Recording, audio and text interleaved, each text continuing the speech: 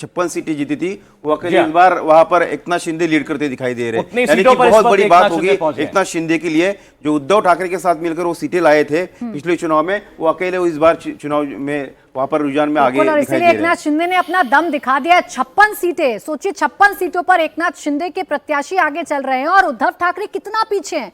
23 seat पर उद्धव ठाकरे का जो असर है वो नजर आ रहा है। असली नकली की जो फाइट है वो इस चुनाव के बाद खत्म हो जाएगी, उसका जवाब हमेशा हमेशा के लिए मिल जाएगा। महाराष्ट्र का ये चुनाव कई जवाब लेकर आया है। जवाब ये कि देवेंद्र फडणवीस अभी भी सबसे बड़े चेहरे हैं महाराष्ट्र के, और इसीलिए बीजेपी 116 सीटों पर बढ़त बनाए हुए है। एकनाथ शिंदे जो विरासत लेकर चल रहे थे बाला साहब ठाकरे की, वो विरासत या असली शिवसैनिक उनके साथ इंटैक्ट हैं। ये नतीजा कम से कम ये बता रहा है, रुझान कम से कम बता रहा है। ये कह दिया है कि बाला साहब विदर्भ में किस तरह का कोर्स करेक्शन यहाँ पर किया है, ये हम देखें। 45 सीटों पर लीड बनाई हुई है यहाँ पर महायुति ने, और जिसमें शिंदे का कंट्रीब्यूशन अच्छा, यहाँ पर 45 सीटों पर लीड यहाँ पर ली हुई है। मराठवाड़ा रीजन में 48 सीटें थी तो उसमें 36 सीटों पर बीजेपी ने क्लियर लीड ली हुई है, और यहां भी शिंदे की भूमिका बेहद अहम हो जाती है। यहां पर उद्धव की भूमिका थी तो 10 सीटों पर वो सिमटते हुई महाविकास आघाड़ी यहां पर नजर आ रही है।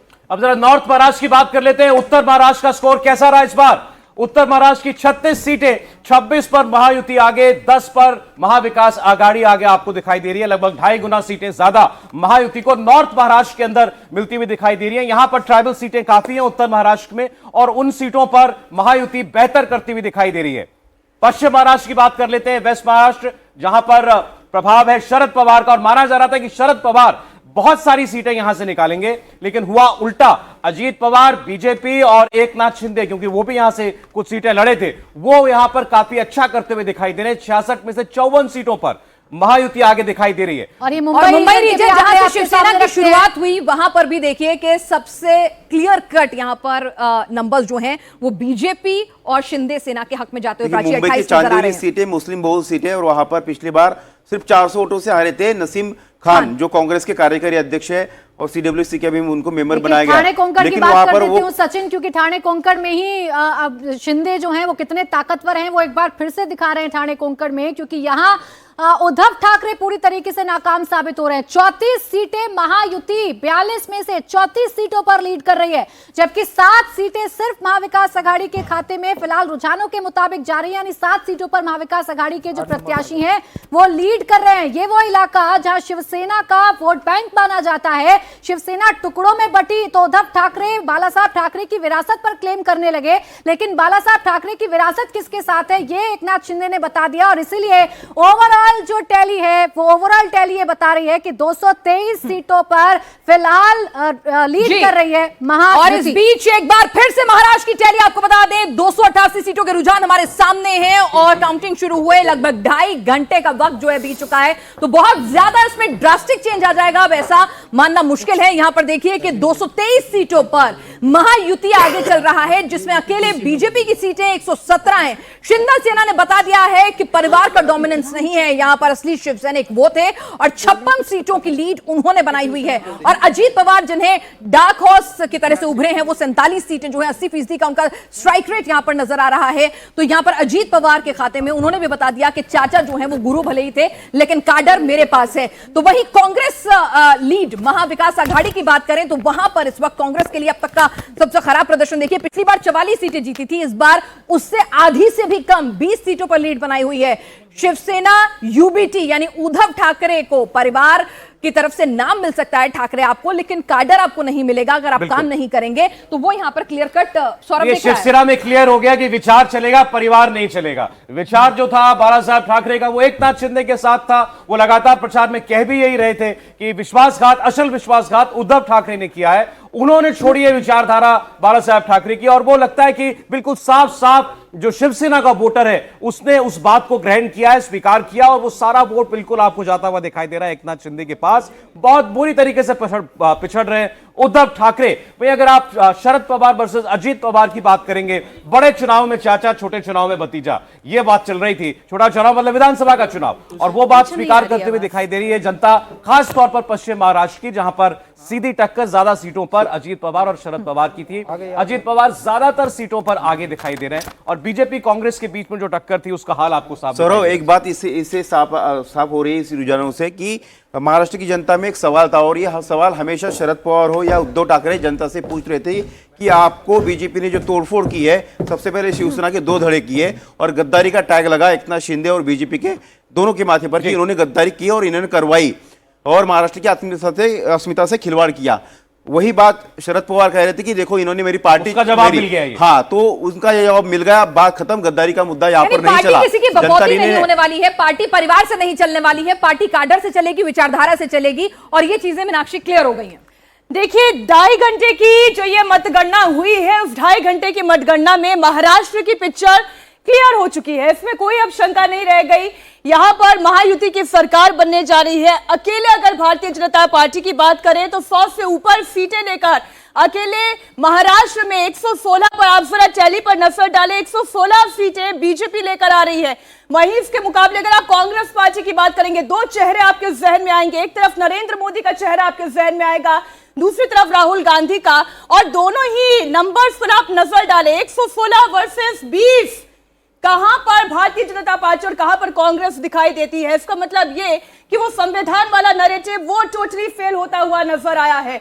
जातिगत जनगणना की बात करें, वो फेल होता हुआ नजर आया है। यहां पर बटेंगे तो कटेंगे का नारा, एक है तो सेफ है का नारा, योगी आदित्यनाथ का वो दिया हुआ नारा, शायद हरियाणा के बाद सरेंडर मोड में आ गई थी कांग्रेस, वो भी दिख रहा है। और यहां पर देवेंद्र फडणवीस, जिन्हें नाना पटोले हराने का दावा कर रहे थे, दम भर रहे थे, वो नागपुर दक्षिण पश्चिम सीट से आगे चल रहे हैं और नाना पटोले भी साकोली सीट से आगे चल रहे हैं। पीछे चल रहे थे नाना पटोले, साकोली की सीट पर अब आगे हो गए। कोपरी पचपाकड़ी सीट से एकनाथ शिंदे लगातार आगे चल रहे हैं। शुरुआत से अभी तक एक बार भी उनको कोई तकलीफ यहां नहीं हुई है। बारामती में अजीत पवार आगे हैं, इस वक्त भतीजे युगेंद्र पवार से आगे चल रहे हैं अजीत पवार। और कराड़ दक्षिण से पृथ्वीराज चौहान, जिनके हारने की रिपोर्ट जो है काउंटिंग के बाद ही मिल गई थी कि 72% वोटर टर्नआउट हुआ था, कहा जा रहा था उनके खिलाफ ये वोट है और वो पीछे चल रहे हैं लगातार, एक बार भी उन्होंने लीड नहीं ली है। नवाब मलिक, बीजेपी ने कह दिया था साथ नहीं देंगे भाई आपका, लेकिन फिर भी अजीत पवार ने खड़ा किया, मानखुर्द शिवाजीनगर से पीछे चल रहे हैं। आप अबू आजमी को कहिए, अबू आजमी आगे चल रहे हैं, उसके पीछे काम कर गया, उनकी वो मुलाकातों का सिलसिला, मुफ्ती सलमान से उनकी मुलाकात होना, वो असर दिखाता हुआ नजर आ रहा है। सना मलिक जो इस वक्त अणुशक्ति नगर से आगे चल रही हैं, ये भी जबरदस्त है। नवाब मलिक पीछे हो गए, सना मलिक आगे हो गई है। देवेंद्र, हाँ, लेकिन मैं बार बार इस बात को कह रहा हूं कि अभी के दोनों राज्यों के डाटा को उठाकर देखें तो उस नैरेटिव का नतीजा ये नजर नहीं आ रहा। अदरवाइज झारखंड में आप देखें 48 जेएमएम नजर आ रहा है, तो ये ज्यादा ये समझ में आ रहा है कि यहाँ जो लाड़की योजना, उस बेल्ट की भी बात करनी पड़ेगी। छोटा नागपुर इलाके में जहां पर जाकर वो नारा दिया गया, बटेंगे तो कटेंगे के योगी आदित्यनाथ का नारा, आदिवासी बेल्ट में वो नारा नहीं चला। वो यही कह रहे हैं, झारखंड में नहीं ये लाड़की योजना, मैया योजना टाइप स्कीम्स की सफलता ज्यादा महिलाओं को, जो सबसे ज्यादा महिलाओं के हितों का ख्याल रखेगा, चाहे वो मध्य प्रदेश हो, महाराष्ट्र हो या और महिलाएं वोटर टर्नआउट में भी ज्यादा बिल्कुल, और दोनों ही जगह महिलाएं तय कर रही हैं। और देखिए ये जो नारा है, बांद्रापुर सीट से मौसेरे भाई हैं आदित्य ठाकरे के। इस डाटा के बाद अब ये चर्चा अब शुरू हो गई होगी एनडीए में कि महाराष्ट्र का किंग कॉन्ग, मुंगेर में का किंग कौन। चलिए एक बार फिर से केदार दीघे एकनाथ शिंदे के खिलाफ चुनावी मैदान में, आनंद दीघे के भतीजे वो पीछे चल रहे हैं। संजय राउत का पहला रिएक्शन सामने आ चुका है, क्या कह रहे हैं संजय राउत, सुने। ईवीएम मालूम था किस दिशा में जा रहा है, लेकिन 2 दिन पहले गौतम अडानी के खिलाफ एक वारंट निकला, अरेस्ट वारंट, बहुत बड़ा भ्रष्टाचार का आरोप हो गया, ब्राइब का केस है, रिश्वत का केस है 2000 करोड़ का। उसमें भारतीय जनता पार्टी की पूरी पोल खोल गई। गौतम अडानी, बीजेपी, मोदी जी, शाह जी और फडणवीस, शिंदे, ये एक है और उसका ऊपर से ध्यान हटाने के लिए ये पूरा एक कपट कारस्तान हो गया है और उसकी तैयारी पहले से चल रही थी। हमने ये महाराष्ट्र जो गौतम अडानी के जेब में जा रहा है, मुंबई जेब में जा रहे हैं, हमने विरोध किया। ये अडानी राष्ट्र नहीं होने देंगे, तो इसके लिए इस प्रकार के नतीजे महाराष्ट्र के ऊपर लाद गए हैं। ये जनता का कौल हो ही नहीं सकता। महाराष्ट्र की जनता का मन हमें मालूम है, ये हो ही नहीं सकता है। राउत साहब, दिख रहा है कि लाडली बहन जो सरकार की अरे योजना है, लाडली उसका भाई, impact। यहाँ लाडले भाई है, लाडले नाना जी है, लाडले दादाजी है, सब कुछ लाडले है ना यहाँ। हमको मालूम है क्या है ये। इतनी ये निर्णय जो आया है, ये नतीजा आया है, ये जनता का निर्णय नहीं है, मैं इतना ही कहूंगा। नहीं राउत साहब, लेकिन लोकसभा चुनाव के वक्त आपने जो जनता ने कॉल दिया उसको मान उस रहे वक्त थे। भी हमने कहा था मोदी जी हार गए हैं, लेकिन चाहे महाराष्ट्र हो चाहे और स्टेट में गड़बड़ की है। महाराष्ट्र के नतीजे भी उससे ज्यादा आने वाले थे अच्छे। हमारी 4 या 5 सीटें लोगों ने चोरी की है, मैं आपको बता रहा हूं। नहीं पर राउत साहब, अब दिख रहा है कि महाराष्ट्र के विधानसभा में विपक्ष के लिए भी कुछ, मतलब विपक्ष ये नेता बनने यही के लिए भी लोकसभा के 2 चुनाव में 2014-2019 ने मोदी और शाह ने यही किया था कि विपक्ष का नेता कांग्रेस को नहीं मिलना चाहिए। इस बार भी वही स्ट्रेटेजी महाराष्ट्र में की है कि विधानसभा में कोई विपक्ष का नेता नहीं रहेगा। ये हमेशा बीजेपी की स्ट्रेटेजी रहती है। लेकिन आप कह रहे हैं कि कुछ गड़बड़ है। गड़बड़ तो है। गड़बड़ क्या है? मतलब अभी ईवीएम में गड़बड़ है या अरे भाई जिस तरह से ठहरो, फंडिंग हुआ है पूरे उसमें नतीजे गड़बड़ है? आने तो हम बाद में बात करेंगे ना, क्यों नहीं करेंगे। पैसा तो ऐसा है कि हर चुनाव क्षेत्र में नोटों की मशीन लगाई थी। अरे शिंदे का एक भी उम्मीदवार सिटिंग एमएलए गिरता नहीं, और शिंदे ये बोल रहे थे हमारा एक भी सिटिंग विधायक गिरेगा नहीं। आपको मालूम होगा तो मैं इस्तीफा दूंगा। ऐसा होता है क्या चुनाव में कभी? हमारा एक भी नहीं गिरेगा। ये कौन सा भरोसा है? ये कौन सा लोकतंत्र है? 200 के ऊपर किसी को चुनाव में नतीजे मिलते हैं क्या? जिस देश में, जिस राज्य में सबसे बड़ी बेईमानी हो गई है, इस राज्य की जनता बेईमान नहीं है। ये नतीजे ऐसे दिए आपने कि अपने राज्य को, जनता को बेईमान ठहराया है। नहीं राउत साहब, इस राज्य की जनता बेईमान नहीं है। राउत साहब, जो नतीजे आ रहे हैं वो महाविकास आघाड़ी को कबूल है नहीं? नहीं। तो आगे की क्या भूमिका रहेगी महाविकास? नतीजे कबूल नहीं है, मैं मानता हूं जनता को भी नतीजे कबूल नहीं है। जनता को भी ये जनता का निर्णय नहीं हो सकता है। मैं बार बार बोल रहा हूं और मुझे बार बार आप वही सवाल पूछ रहे हैं। लेकिन जो महाविकास आघाड़ी के कुल आंकड़े दिखाई दे रहे हैं, कुल संख्या दिखाई दे रहे हैं, उससे ज्यादा शिंदे गुट के कैसा हो सकता है? आप अपने मन को पूछे, आप पत्रकार है, आप अपने मन को पूछे क्या महाराष्ट्र में संभव है? आप अपने मन को पूछे कि महाराष्ट्र में शिंदे को 60 सीटें मिलती है, संभव है क्या ये? अजीत पवार को 40 सीटें मिलती है, क्या ये संभव है? भारतीय जनता पार्टी को 125 सीटें मिलती है, क्या संभव है? क्या इस राज्य की जनता भी बेईमान है? इस राज्य की जनता बेईमान नहीं है, इसके ऊपर हमारा विश्वास है। चलिए, थैंक यू। उद्धव ठाकरे शिवसेना ने नतीजे मानने से इनकार किया। संजय राउत कह रहे हैं नतीजे गड़बड़ हैं, नतीजों में बेईमानी हुई है। ये महाराष्ट्र की जनता के नतीजे नहीं हो, कह रहे हैं कुछ तो गड़बड़ है। और यहां भी अडानी, यानी चुनाव में बेईमानी और चुनाव में अडानी ने कराई बेईमानी, ये कहना चाह रहे हैं। अब इस बार ईवीएम को सीधा सीधा नहीं बोल सकते थे ना, क्योंकि लोकसभा चुनाव 4 महीने पहले ईवीएम ठीक काम कर रहा था, 4 महीने में खराब नहीं कर सकते। तो अडानी ले आए और कह रहे हैं कुछ तो गड़बड़ है, पता नहीं लगा पा रहे हैं क्या। नहीं, अडानी ने क्या गड़बड़ किया इसके बारे में उनको शरद पवार से पूछना चाहिए। आंसुओं में बह गए दिल के अरमा, आपने उनका भाई, ये नतीजा कबूल नहीं है, संजय राउत कह रहे हैं, लेकिन जनता ने ये कहते हैं प्रदर्शन कर लिया, वो ये बर्दाश्त नहीं कर पा रहे। वो कह रहे हैं ये कैसे हो सकता है कि 60 सीटें लेकर आ जाए एकनाथ शिंदे, ये कैसे हो सकता है? अरे एक ना, अच्छा जनता भी इस आदेश को मानने के लिए तैयार नहीं। ये कैसा एरोगेंस है कि जनता ने तो नतीजा दे दिया और आप ये कह रहे हैं कि जनता भी इसे मानने के लिए तैयार नहीं है। दो चीज उसमें देखी है कि लाडली योजना के बारे में जब बोला गया, असलियत जनता के सामने आ गई। लोकसभा के चुनाव में जो उन्होंने झूठ बोला, धोखा दिया, फरेब किया, अब वह उनका फरेब चलने वाला नहीं है। समाजवादी पार्टी समाप्तवादी पार्टी बनने वाली है। वो पीडीए के नाम पे राजनीति करते हैं, लेकिन एक दलित की बेटी की हत्यारा करने वाला हत्यारा उनके साथ बैठता है। यह दुर्भाग्यपूर्ण है। इसलिए सपा जैसी पार्टी की राजनीति के अंत का संकेत है 2024 का या विधानसभा उपचुनाव। केशव प्रसाद मौर्य को आप सुन रहे हैं। जाहिर है उत्तर प्रदेश में भी उपचुनाव के अगर यही रुझान नतीजे में तब्दील होते हैं 7-2 ये उनकी खुशी का ठिकाना तो जाहिर है नहीं होगा। लेकिन संजय राउत का रिएक्शन बहुत दुर्भाग्यपूर्ण है मीनाक्षी। इस तरीके से मेन विपक्ष जो है अगर वो नतीजे मानने से इनकार कर दे हर चुनाव के बाद, तो आप समझिए कि लोकतांत्रिक व्यवस्था के लिए कितनी दुर्भाग्यपूर्ण परिस्थिति। और जिस तरीके से उन्होंने इन नतीजों के बारे में बोला, नतीजे आ ही नहीं सकते, शिंदे को 60 सीटें कैसे आ सकती अब एरोगेंस देखिए ना सौरभ, जब लाड़की बहना को लेकर सवाल पूछा गया कि लाड़की बहना गेम चेंजर हो सकती है, तो एरोगेंस देखिए कुछ नहीं होता, लाड़की बहना लाडली भाई है। तो ये भी तो देखिए ना एरोगेंस किस तरह का, और वही एरोगेंस जो है, वही एटीट्यूड, वही अप्रोच जब महिलाओं के खिलाफ बयान दिया जाता है तब भी यही अप्रोच रहती है, तो कहीं ना कहीं उनको डैमेज किया है। देखिए बिल्कुल आपने सही कहा कि एरोगेंस ही है जिसने महाविकास आघाड़ी को डुबोया है, और संजय राउत का सबसे बड़ा मुझे लगता है रोल है उसमें, जिस तरह से उन्होंने अपनी एरोगेंस दिखाई और पूरे महाविकास आघाड़ी पे एक वो धब्बा लगा दिया कि ये सारी की सारी जो गठबंधन है ये ऐसा ही है। लेकिन सबसे बड़ी बात मुझे जो लगता है कि देखने वाली, चलिए एक बार नंबर आपको बता दें, यहाँ पर देखिए कांग्रेस प्लस यहाँ महाविकास आघाड़ी 53 पर है और शिंदे सेना 55 पर है। भैया तीन दल मिलकर 53 हो रहे हैं और वहां पर अकेले शिंदे सेना 55 पर है, तो नाराजगी, गुस्सा, खिसियाहट लाजमी हो जाता है। बीजेपी अपना 2014 का 123 सीटों का प्रदर्शन जो है वहां पर उसी को यहाँ पर दोहरा रही है, 123 सीटों पर लीड यहाँ पर करी है। कांग्रेस देखिए 15 सीटों पर यहाँ पर आकर सिमट रही है, पहले 22 फिर 20 और अब 15।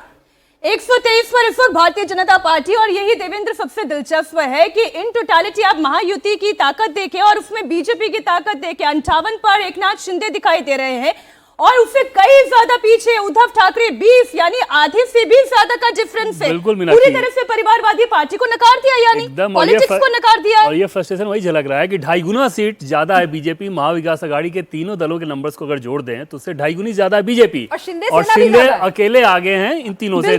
तीसरी चीज जो ज्यादा दिलचस्प नजर आएगी आपको कि अभी तक के जो डाटा हैं उसके हिसाब से कांग्रेस पार्टी जो कि महाविकास आघाड़ी में सबसे बड़ी पार्टी है, अदर्स के साथ बराबरी के नंबर पे है। यानी स्ट्राइक रेट इस वक्त आपके सामने एकनाथ शिंदे का स्ट्राइक रेट 72.5%, 58 सीटों पर लीड करते हुए एकनाथ शिंदे। और यही संजय राउत का सबसे बड़ा दर्द है जो उन्हें पच नहीं रहा है। 60 सीटें आखिर कैसे लेकर बीजेपी का स्ट्राइक रेट 82.55%, 149 सीटों पर लड़े थे, पहले के मुकाबले कम सीटों पर लड़े थे, 123 सीटें यहां पर बीजेपी जीत रही है। और अदर्स को भी देखना दिलचस्प होगा क्योंकि उसमें कई बीजेपी के सपोर्टेड जो है कैंडिडेट वही खड़े हुए थे। तो यहां पर देखिए कि किस तरह से कांग्रेस जो है अभी 15 से भी नीचे जाती हुई। अजीत पवार का स्ट्राइक रेट जरा एक बार इस पर नजर आप डालिए। 44 सीटें आगे पर लीड ले रहे हैं इस वक्त, 59 सीटें लड़े थे और लगभग 75% का स्ट्राइक रेट उनका भी है। अजीत पवार से ऐसी परफॉर्मेंस की उम्मीद बहुत से लोगों ने नहीं की थी, लेकिन उन्होंने जो ट्रेंड दिखाई दे रहा था चुनाव से पहले, लोकसभा चुनाव पे खासतौर पर जो दिखाई दिया वो सबसे कमजोर कड़ी थे, अब वो एक बड़ी मजबूत कड़ी के तौर पर यहां पर एक बात माननी होगी कि अजीत पवार ने अपनी आइडियोलॉजी छोड़ी नहीं, बटेंगे क्या कटेंगे सबने कहा, लेकिन वो कहते रहे कि नहीं ये मेरे वोटर के लिए नहीं चलेगा, मैं मुस्लिम कैंडिडेट को भी खड़ा करूंगा, मैं बटेगा कटेगा को मानूंगा भी नहीं। चलिए महाविकास आघाड़ी की आरती जी, मैं एक बार फिर आती हूँ आपके पास। ऑल टुगेदर पार्टी रिपोर्ट जरा आप देख लीजिए, क्या सिनेरियो महाराष्ट्र का।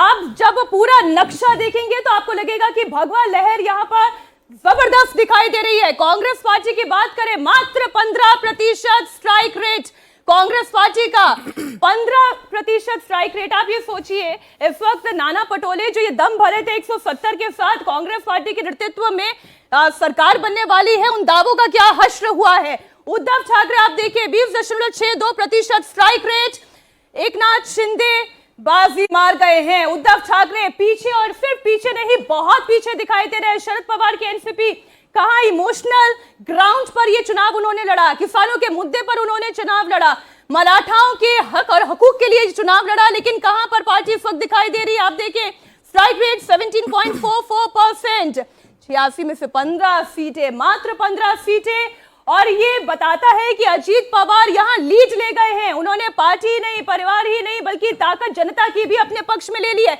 ऑल टुगेदर रीजन की एक बार बात कर ले, मराठवाड़ा से शुरू करते हैं। मराठाओं की नाराजगी कतई हावी नहीं थी, ये यही बताता है। 40 सीटों पर बीजेपी आगे, कांग्रेस नुकसान में, ये देखिए -6। आगे मुंबई रीजन की बात करें, मुंबई यहां पर भी किंग कौन साबित हुआ, बीजेपी महायुति यहां पर 29 सीट पर लीड लेते हुए दिखाई दे रही है।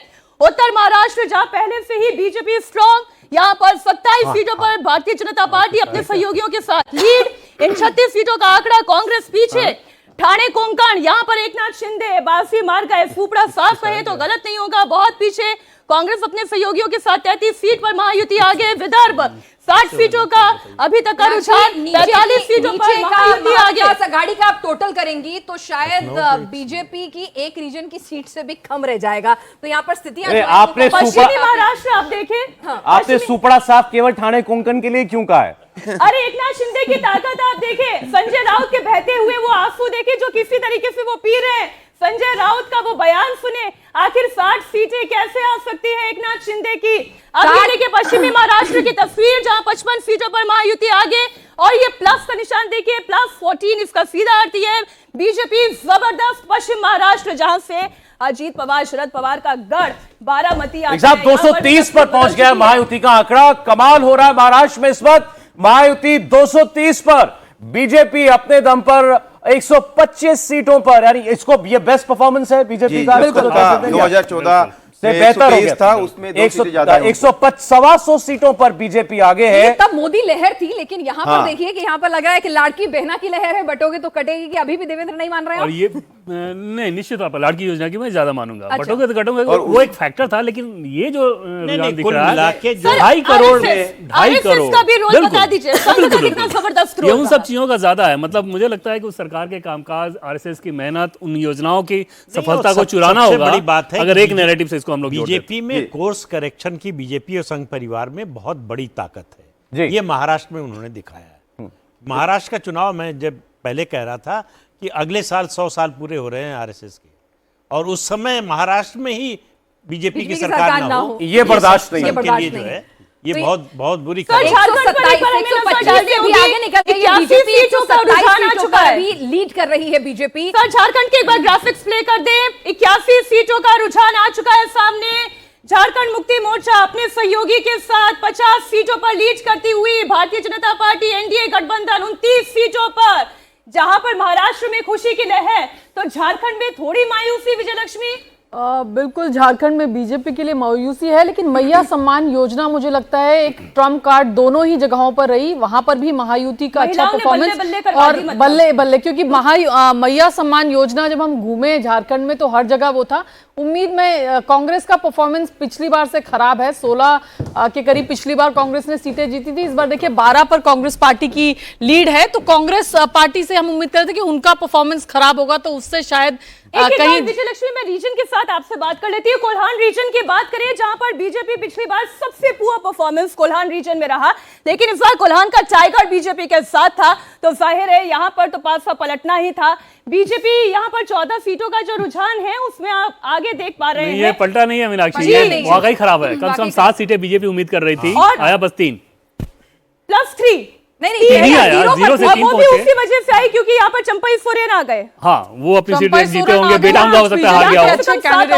हाँ, 7 कम से कम बीजेपी को जीतना चाहिए था इन परिस्थितियों में। और झारखंड एक बड़ा झटका है अभी तक का जो दिख रहा है बीजेपी के लिहाज से। छोटा नागपुर की बात करें, उत्तरी छोटा नागपुर 25 सीटों का रुझान क्या कहता है? बीजेपी अपने सहयोगियों के साथ यहाँ पर 13 सीट पर लीड करती हुई, यहाँ मुकाबला बराबरी का दिखाई दे रहा है 12-13। ये विजयलक्ष्मी, छोटा नागपुर देखिए, कोल्हान और छोटा नागपुर में भी उम्मीद जरूर कर रहे थे, लेकिन जिस तरह से ये टैली दिखा रहा है जरा एक झटका है, क्योंकि ये रीजन भी उम्मीद कर रही थी बीजेपी की अच्छा करेगी, लेकिन उस रीजन में भी देखिए +12 वहां पर है। कोल्हान में बीजेपी, जैसे देवेंद्र ने कहा, 7 सीटें वो एक्सपेक्ट कर रहे थे और 5 सीटें तो वो कह रहे थे आएंगे ही आएंगे, 5 से नीचे किसी हालत में नहीं जाएंगे।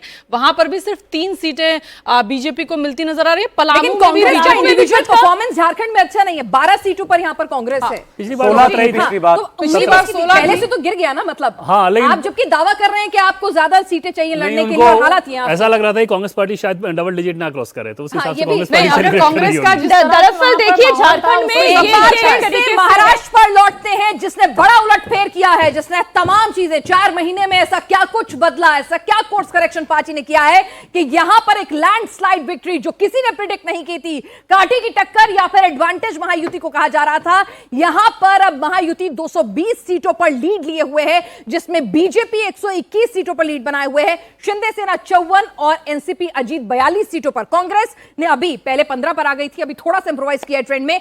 यहां पर कांग्रेस जो है 26 सीटों पर लीड लिए हुए है। यहां पर शरद पवार की पार्टी जो है भतीजे के सामने घुटने टेकती हुई नजर आ रही है। शायद सौरभ में गलत नहीं हूं, 15 सीटों पर लीड ली हुई है। एक गाने की लाइन गा दूं सौरभ, प्लीज। वो गाना नहीं आया था बड़ा फेमस था, केसरिया तेरा इश्क है पिया, वो केसरिया रंग में महाराष्ट्र की जनता रंग गई है, चारों तरफ भगवाई भगवा लहरा रहा है। नहीं, ये आधा अधूरा लाइन नहीं चलेगा, लाइन कंप्लीट कर रंग जाऊं जो मैं हाथ लगाऊं वही हो गया है। महाराष्ट्र में थोड़ा सा डाउन होते हुए, लेकिन अंतर इतना ज्यादा है, 3 गुने से ज्यादा का अंतर है महायुति महाविकास अघाड़ी के अंदर। बीजेपी 120 पर है, शिंदे सेना 52 पर है। फिर आपको बता दें 56 सीटें थी अनडिवाइडेड शिवसेना की, 52 पर अकेले एकनाथ शिंदे। और यही आपको तकलीफ दिखाई दे रही होगी संजय राउत की बात में, जब उन्होंने कहा क्या 50 सीटें आ जाएंगी एकनाथ शिंदे की, तो सीटें आ रही हैं, ऐसा दिखाई दे रहा है। क्योंकि ये नतीजे उनके गले बिल्कुल नहीं उतर सकते कि वोटर ने असली शिवसेना एकनाथ शिंदे की सेना को मान लिया। सौरभ, दिक्कत ये भी थी कि लाड़की बहना योजना को शुरुआत में उन्होंने डिनाई किया, उसको सही नहीं माना। उसके बाद में अपने ही उन्होंने वादा किया तो उसमें अपने मैनिफेस्टो में वो लेकर आए। तो शुरुआत में उसके डिनायल मोड में जो रहे लाड़की बहना योजना के असर के, वो यहां पर साफ दिख रहा है। अभी भी उनका एटीट्यूड यही था कि हाँ, लाड़की बहना योजना कुछ कोई खास असर नहीं डाल रही है, जबकि वो डिनायल मोड में है। यहां पर आप देखिए कि लाड़की बहना योजना का असर सीधे सीधे तौर पर दिख रहा है। जो महिला वोटर टर्नआउट बढ़ा था, वो कहीं ना कहीं वो वोट परसेंटेज बीजेपी के लिए, क्योंकि विधानसभा छोटी होती है तो वहां पर उसने एक मेजर रोल साबित किया है। उसमें कांग्रेस जो है शुरू से बहुत कंफ्यूज नजर आई इस लाडली बहन योजना को लेकर। शुरू में तो उन्होंने विरोध किया इस योजना का, कहा कि पैसे कहां से आएंगे, 40,000 करोड़ का बोझा है, बाकी एम्प्लॉयज की पगार रुक गए और ये योजना जो फ्लॉप जाएगी, विरोध किया। जब उन्हें बाद में पता चला कि योजना कारगर साबित हो रही है और उसका इंपैक्ट दिखाई दे रहा है, तो कांग्रेस ने अपने मैनिफेस्टो में महालक्ष्मी उसको योजना नाम से लॉन्च किया और फिर 3,000 रुपए देने की बात कही, तो जिसको बीजेपी ने पलटा दिया कि देखो पहले तो ये विरोध कर रहे थे और फिर उसको डेटा भी पलट रहा है। यहाँ पर महाविकास अघाड़ी अब 50-55 पे था, अब वो 73 सीटों पर लीड लेने में कामयाब हो रहा है। वहीं महायुति की लीड जो है 223 से घटकर अभी 211 पे आ गई है, लेकिन फिर भी इतनी लीड बहुत क्लियर कट है कि सरकार महायुति की बन रही है। इसमें बहुत ज्यादा कुछ चेंज आ जाएगा ऐसा लगता नहीं है। पिनाज, देखिए ये जो अभी टैली दिख रही है वो ये दिखा रहा है कि बीजेपी महायुति ने मल्टी प्रोंग्ड स्ट्रैटेजी अपनाई इन इलेक्शंस में। कोई ये कहे कि सिर्फ बटेंगे तो कटेंगे, कोई ये कहे कि लाडली बहना वाला जो फॉर्मूला है वो चल पड़ा। आंटी जी ये कह सकते हैं कि संघ को पहले नाराज कर दिया, फिर जाकर मना लिया, फिर जहां जहां अलायंस में कोशिशें हो सकती थी वहां अलायंस कर लिया। मनोज जरांगे पाटिल को मनाने के लिए एकनाथ शिंदे को आपने काम पे लगा दिया, वो काम कर गया। इसके अलावा ये जो बटेंगे कटेंगे का नारा, ये एक रीइंफोर्समेंट की तरह था कि पूरी महायुति के लिए। देखिए वही इन्होंने बहुत ही केयरफुली स्ट्रेटेजाइज किया कि तो जो जहाँ पे मुस्लिम डोमिनेंस थी वहाँ पे बटेंगे तो कटेंगे वाला फॉर्मूला चला, जहाँ पे इनको महिलाओं की ज़रूरत थी, महिला वोट की, वहाँ पे उन्होंने वो वाला फॉर्मूला अपनाया।